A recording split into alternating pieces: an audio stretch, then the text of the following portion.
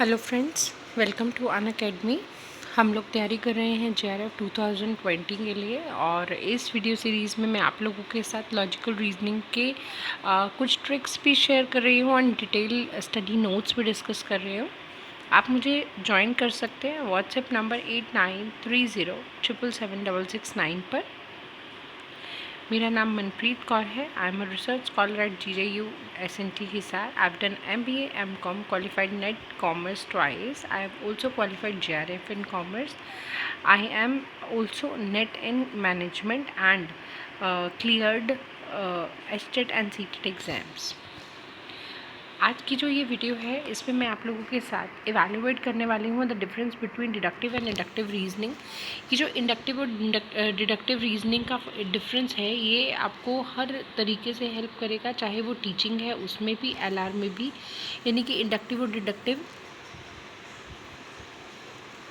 Teaching में भी आपको इसी तरीके से हेल्प मिलेगी।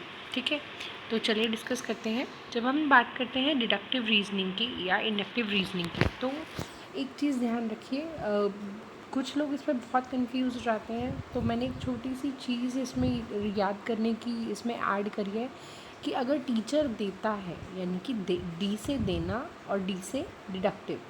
टीचर देता है जहाँ पे हमें सारा कुछ टीचर से मिलता है उसे बोलते हैं डिडक्टिव, लेकिन जहाँ हम इनोवेशन आइडियाज़ यूज़ करते हैं वो होता है हमारा इंडक्टिव।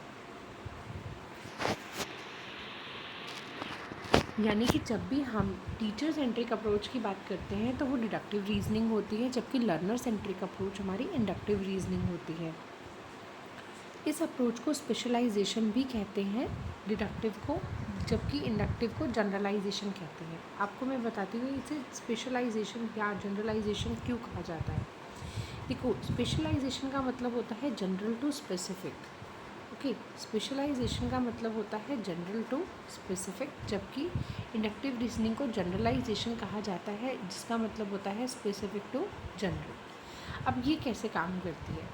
स्पेशलाइजेशन में हमने क्या वर्ड यूज़ किया कि जनरल टू स्पेसिफिक। जैसे हम छोटे होते थे तो क्या होता था कि टीचर हमें एक फार्मूला दे देते थे, जिसमें हम लोग को क्या करना होता था, पूरे क्वेश्चन को उसी फार्मूला के अंदर प्लेस कर करके आंसर्स निकालने होते थे। जैसे हमें फार्मूला मिल गया a+b का whole square is equal to a² + b² + 2ab। तो ये जो फार्मूला हमें टीचर ने दिया, जिसके अंदर हमने अलग अलग तरीके के क्वेश्चंस को प्लेस कर करके देखा कि वो फार्मूला से क्या आंसर निकल रहा है, वो हमारा डिडक्टिव रीजनिंग का पार्ट था। लेकिन आजकल क्या होता है, आजकल बच्चों को ये जनरलाइजेशन सिखाने के लिए कोई भी फार्मूला या कोई भी टेक्निक पहले से नहीं बताई जाती, बल्कि उन्हें मेहनत करने को बोला जाता है। जैसे उन्हें दे दिया जाता है कि आप a+b को a+b से मल्टीप्लाई करो और देखो कि क्या निकल कर आता है। तो ये जो अप्रोच है यहाँ पे वो जनरलाइजेशन सीखते हैं। तो इसे लर्नर सेंट्रिक या इनोवेशन अप्रोच इसीलिए कहा जाता है क्योंकि यहाँ पे जनरलाइजेशन की ओर बढ़ता है। स्पेसिफिक से जनरलाइजेशन की ओर बढ़ना, यानी कि जनरलाइजेशन। टीचर सेंट्रिक अप्रोच या डिडक्टिव अप्रोच जो है वो हमारी टॉप डाउन अप्रोच है, जबकि इंडक्टिव अप्रोच हमारी बॉटम अप अप्रोच है। ये हमें नॉलेज प्रोवाइड नहीं करती, जबकि इसके अंदर नॉलेज का जनरेशन होता है, क्योंकि इसमें स्टूडेंट खुद से अपने आप से अपना माइंड लगाता है और प्रॉब्लम सॉल्व करने की कोशिश करता है। ये बेस्ड होती है फैक्ट्स पे, जबकि ये बेस्ड होती है ऑब्जर्वेशंस और पैटर्न्स पे। ये स्टार्ट होती है प्रीमाइसिस से और फिर कंक्लूजन की तरफ लीड करती है, जबकि ये स्टार्ट होती है कंक्लूजन से और फिर प्रीमाइसिस की तरफ लीड करती है। इसमें गारंटी होती है, ये प्रोबेबल टेक्निक है।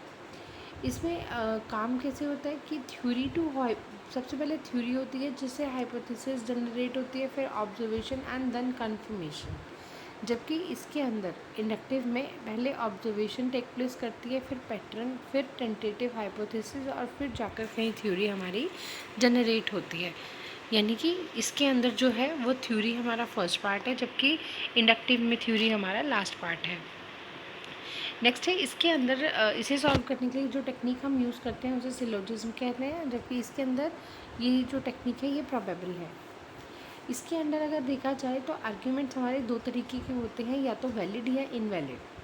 लेकिन अगर हम इंडक्टिव रीजनिंग की बात करते हैं तो उसमें आर्ग्यूमेंट्स दो तरीके से हो सकते हैं, या स्ट्रॉन्ग या फिर वीक। आई होप आप लोगों को ये डिफरेंस बहुत अच्छे से समझ में आया होगा। इसमें से एक या दो क्वेश्चंस बनते हैं, ये बहुत ही इंपॉर्टेंट टॉपिक है। आपको कैसा लगा ये टॉपिक, मुझे इस वीडियो के कमेंट बॉक्स में ज़रूर कमेंट करके बताइएगा। Thank you.